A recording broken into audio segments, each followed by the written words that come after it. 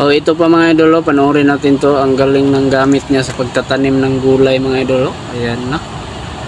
O, diba? Easy lang yung pagtatanim niya mga idol. Ayan na. O, diba?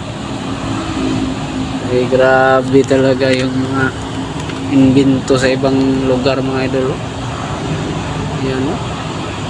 Hindi mo na kailangan maghukay-hukay pa. Ayan na.